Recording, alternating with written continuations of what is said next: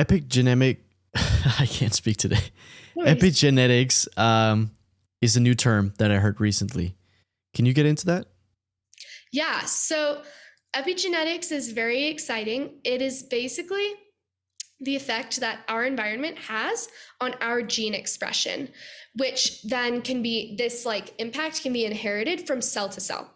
So chemical markers are I refer to epigenetics as these chemical markers because they turn genes on and off. And most of the time, these chemical markers will look like DNA methylation or histone acetylation. And these little like tabs that are put on our DNA are reversible. So, like I said, they can sometimes be turning gene on, sometimes turning it off.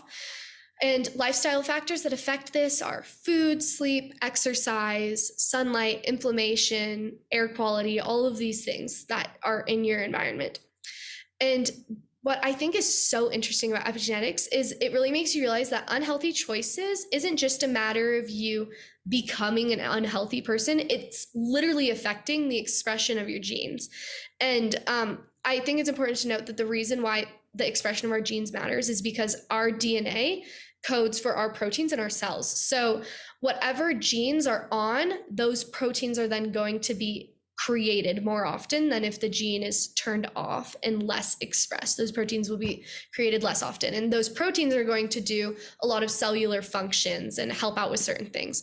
So the epigenetics of cancerous cells often looks like oncogenes turned on and overexpressed, which these are just tumor proliferating genes. They allow tumors to be caused. One example of this is the oncogene CMYC is overexpressed in over 50% of cases across all cancer types. And I think that this is so interesting for future cancer treatments because due to epigenetic changes being reversible, you don't need to necessarily use as intense of a treatment to try to reverse these changes.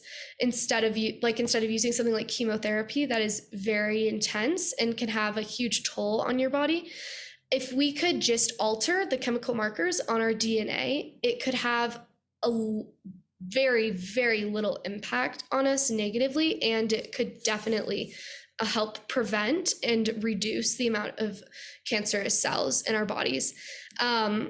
So I think that epigenetics is very connected to cancer, and especially the way that our nutrition affects our epigenetics and cancer is very interesting and will be something that we're looking more into in the future. And so that's why I'm researching it right now. That is unbelievably fascinating. Is there something recently that you've learned about this that surprised you?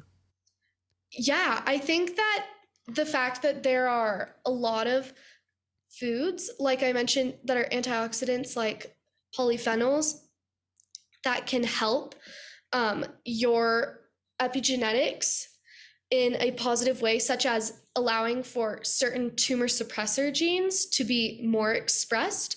And these tumor suppressor genes do exactly what you would think. They help suppress tumors. And so they're very important to have in your cells.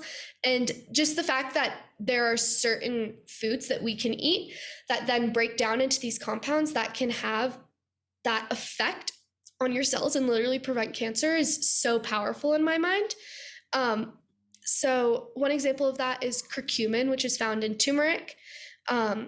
You can eat that in your diet and you will absorb some of that, but what a lot of integrative medicine places use, which is where they do traditional cancer treatment and also they address lifestyle factors as well, and will try to do more like natural remedies and treatments. They will use turmeric intravenously to treat cancer cells. So they will give it to you in an IV. And then the absorption rate in that is like 100%. That's great absorption rate. So people are already using this to help reverse cancer, which is really, really cool to me.